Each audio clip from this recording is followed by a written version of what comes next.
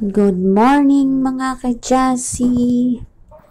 Ayan, naggagawa tayo ng ating lulutuin. Good morning, good evening. Saan man kayong lupalit ng mundo naroroon. Ayan po ay garlic leaves. Ayun kung baga, ano yung tawag nun?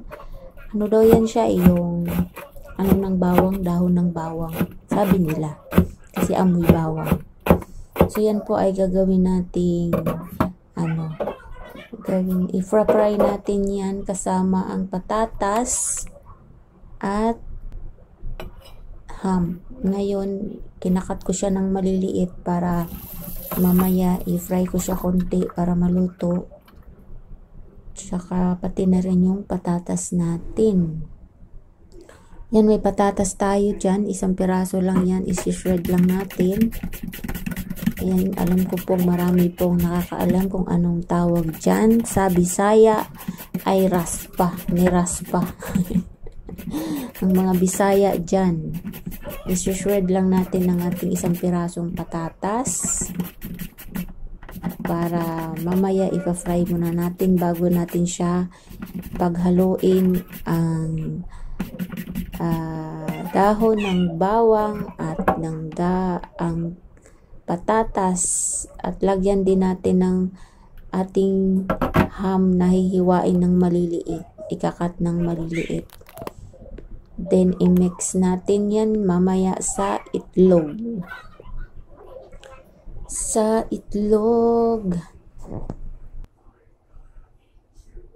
Yan, meron tayong kalahating ham dyan. At yan, hinihiwa ko siya ng paganyang kaliliit. Para pag ihalo mo siya sa itlog is maganda ang resulta. Para kang nagpa-fry ng Pizza Hut. So ngayon, pati yung patatas natin, i-fry natin. Pero ano lang yan, saglit lang yan. Mga 2 minutes to 3 minutes lang yan. Para lumambot ang patatas na gagamitin natin dun sa paghalo ng itlog. At saka, pag natapos na natin yan, at yan, medyo luto-luto na siya, antay-antay lang kunti. Pagkatapos nyo pong lutuin yan, yung mga ingredients na yan, yung mga ricado natin, yung dahon ng bawang, yung patatas natin, huwag nyo po muna siyang ihalo sa itlog ng mainit kasi maluluto yung itlog. Ang gagawin po natin dyan, muna natin, palamigin mo natin o kaya antayin natin mag-cool down yung ating mga ingredients bago natin siya paghaluin doon sa itlog. Ayan, medyo luto na rin. Maya, tanggalin na rin natin yan. And may 3 tayong itlog dito. Siyempre guys, huwag nyo pong kalimutang tanggalin yung puti na yan kasi sabi ni Lola, madumi daw yan. So, dapat daw tanggalin natin. Ayan na siya, pinapalamig ko na. Pati yung patatas natin, ayan, pinalamig ko rin. So, sinusunod ko namang i-fry yung ating ham. Para mamaya,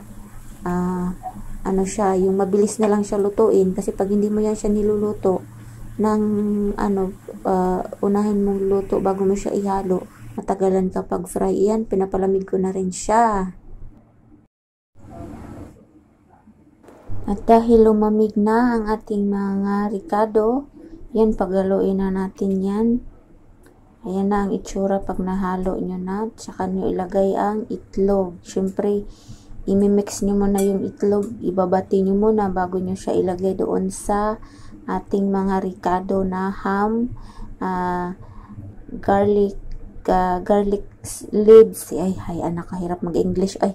Tapos yung ating patatas. Ayan, saka nyo po siya haluin na mag-mix lahat ng ating mga ingredients. Siyempre po ay nakalagay na po ako dyan ng magic sarap, magic sarap, nor powder at saka yung sugar. Naglagay na rin po ako kunting oyster sauce para lumasa. So yan, ready to cook na po ang ating lulutuin. Ayan na siya, mukha siyang Pizza Hut.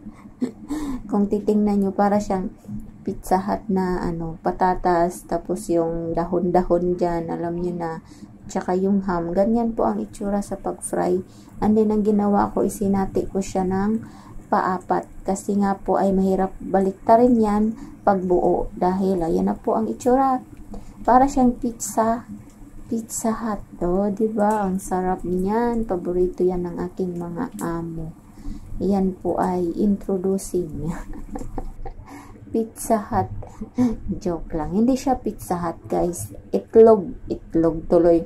Egg siya na may patatas at dahon ng garlic. Ayun lang ang, mabilis lang po siyang gawin. Kahit malunggay nga po, pwede nyo po siyang ihalo. Pwede siyang lagyan or karne ng baboy na pinipino-pino nyo po paghiwa. Ganyan lang po. Ang bilis lang po niya. At sobrang tipid po ng inyong ulam na yan dahil hindi po siya kamahalan. Oh, as you can see, para siyang Pizza Hut. Ang sarap at nakakatakam siyang tingnan. Thank you guys. Please subscribe, like, and comment.